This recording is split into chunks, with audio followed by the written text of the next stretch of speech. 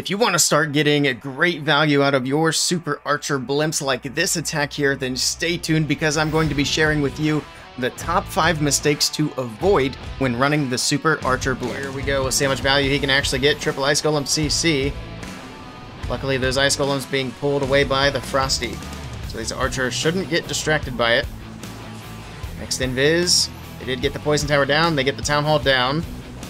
Looks like they did grab the Monolith, they got a multi. Nice value here from the Super Archer blimp. They even get the Rage Tower down. Very good value here. So at Town Hall 15, the Super Archer blimp has become a lot more common, and it can certainly make attacks a lot easier. But if you're going to start running this, or if you're already running it, you want to be sure to avoid these 5 mistakes.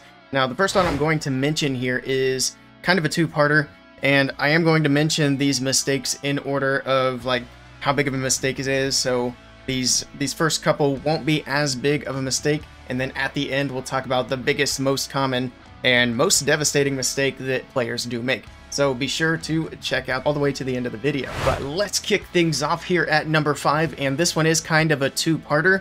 So you want to kind of avoid where there might be giant bombs, like basically obvious traps within the base.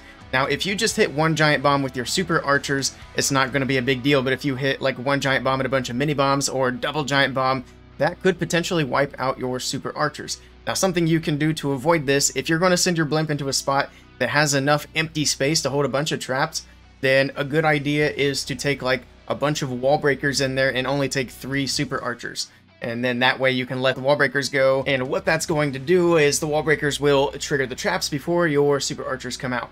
And you'll want to do that in risky spots where there could be double giant bomb and a bomb tower, things like that. Just one giant bomb usually isn't enough to take out your Archers, but more than that is usually going to do it.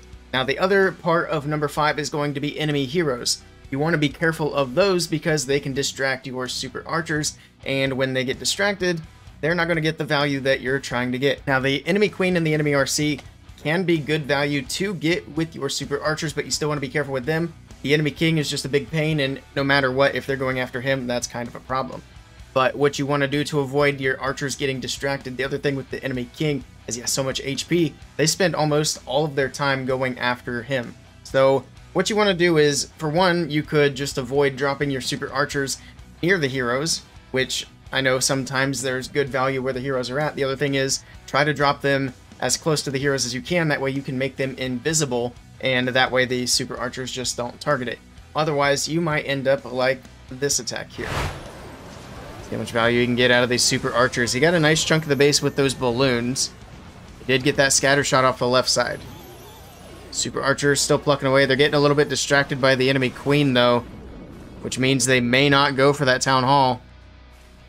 Yeah, he's not getting it. No shot. Number 4, I don't have a clip example of this, but the number 4 mistake you want to avoid is cloning up the wrong troops. Now, if you only have 3 Super Archers and you got a bunch of little troops, usually it's wall breakers, like I said, because the wall breakers run out and die.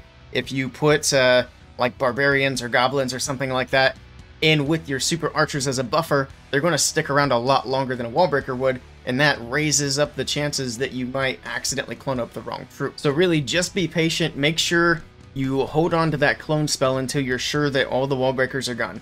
Because we've seen a handful of times on stream where pro players drop in the clone spell just a little bit too early. Next thing you know, you got wall breakers running all over the place, and what that really means is you just don't get as many Super Archers as you would otherwise, and obviously that's going to reduce the value that you're going to get. Alright, so moving on to number 3 is watch out for poison towers. So you're going to want to make sure that you're not going to drop your Archers in a spot that's going to pull the poison tower.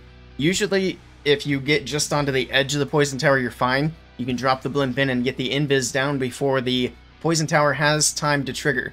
But sometimes if you're using a Lava Hound out in front of your blimp, a lot of the times that is the case. Lava Hound can pull the poison tower. You want to make sure you're not dropping your Archers into that poison that got triggered by the Hound. The other thing is, don't drop your Archers in too close to a poison tower, because they are going to break it, and then once it breaks, the poison just drops, and if they're in the circle, they're going to die out. Something I've seen some pro players do to handle the poison tower is to bring a heal spell. Now you're going to have to change up your spell composition a little bit to include the heal. Usually that just means 1 clone instead of 2, But if you drop a heal in over the poison tower, that does negate the poison tower and will keep your super archers alive. One other example we've seen recently was the guy doing the attack was just really patient with the clones. He got his archers in the poison, but he dropped the clones late enough that the poison basically disappeared before it had time to kill the cloned archers. Can this blimp get in far enough? Oh, that poison's going to be poorly placed. Oh, this is not good. He tried to drop the clones to get the archers out of the poison. Looks like it's mostly super wizards, but in any case, it doesn't matter. That poison's going to take it all out. And down go the wizards, down go the archers. And he got nothing out of that. But that's what happens if you don't account for that poison tower. It definitely will cause a headache. Number 2 is be careful for scatter shots. I actually think I should have swapped scatter and poison tower because we see the poison tower be a problem a bit more often than the scatter shot. But you do want to be careful of scatter shots. And if you're going to fly a blimp in near a scatter shot, you basically want to pre-drop your poison because the scatter shots hit super fast.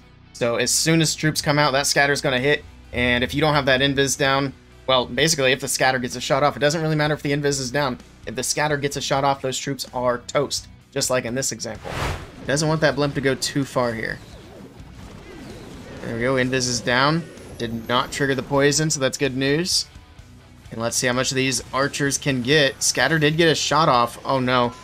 Those archers are gone. He's still dropping spells. And that brings us to the final point here. So the final thing is, watch out for the clan castle. Now there are different clan castle troops that can cause different kinds of problems for your super archers. You got things that are going to distract your super archers, like lava hounds, ice golems, things of that nature. Ice golems come out of the CC and they're hanging out with your super archers in the invis. Technically, the super archers aren't going to get distracted by them. However, they can still pop them. And then, of course, when they pop, they freeze everything up. And you only have a certain amount of time to get value because you only have a certain number of invis spells. So that is certainly a problem. Otherwise, if the ice golems or lava hounds are being pulled away, you got to be a little bit careful of the super archers chasing those CC troops out of the invis. That's also not going to be a good thing. It pulls them away from whatever value they're trying to get. Tower, one invis tower on each side of the town hall, but it shouldn't really be a big issue. Rage is down, double clone invis. There we go. Those ice golems could be super annoying, but he's pulling them away. They're actually coming back. Next invis is down. We're invis. They're going to get caught on the ice golem again. The other invis tower goes off. Did it not go off the first time? Oh, it did. There we go. Oh, they're not going to get the town hall. He ran out of invis. Those ice golems distracted them just long enough to keep them off of the town hall. Now, the more serious clan castle troops that can obviously be way more devastating, and this is basically the #1 mistake that we're seeing with this attack strategy, and those are the troops that are going to wipe your super archers out, particularly Electro Titan. Electro Titan is absolutely devastating because if she comes out of that clan castle, it doesn't matter if she's invisible or not. If she just walks through your archers for even 2 seconds, they're all going to be dead. So you got to watch out for that. Another one that's far less common is like the super miner. Obviously, if you get a super miner in the mix and it blows up, it's going to kill the archers as well. But super miner defense is not super common these days. And even if it is, it's a lot easier to pull the super miner away safely than it is the Electro Titan. Now, something you can do for these clan castle troops, like I mentioned, you can pull them away. So if you bring like a giant or an archer or something, set it somewhere on the base where it's not going to get taken out too quickly. That gives the Electro Titan time to move away, or the super archers, ice golems, whatever they may be. One thing to be careful, we can use this as an example. You see that clan castle's in the core. If I were to put my blimp here on the left side of the clan castle and an Electro Titan pops out of there, I don't want to put troops here on the far left corner because that's going to pull that Electro Titan through the CC.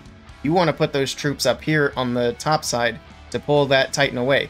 Now that's assuming that the Titan is actually close enough to be a problem. So that's the example for that. Take a look at this clip. This Electro Titan did a lot of damage.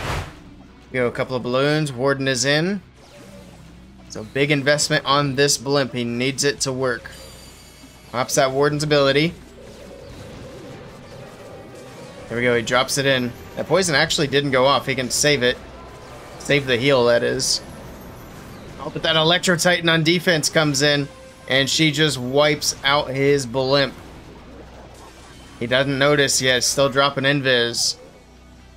That Electro Titan on defense is absolutely nasty against this strategy. And of course, that's just one clip. We've actually seen this happen so many times just over the last few days. It's crazy. So really be careful of those Electro Titans and be mindful of where the clan castle at, because even some of those other troops can still cause a bit of an issue. But that is it. It's going to be a wrap for this video. Those are my top 5 things to avoid for Super Archer blimps, rather. Let me know if you guys have any questions down below, or if you've seen any other things that I didn't mention here that have caused troubles for your Super Archer blimps. If you guys did enjoy this video, also be sure to check out my previous video. We had some nice balloon attacks. Also be sure to hit a thumbs up and subscribe down below so you catch my next Clash of Clans video. Thank you guys for stopping by, and I'll catch you all next time.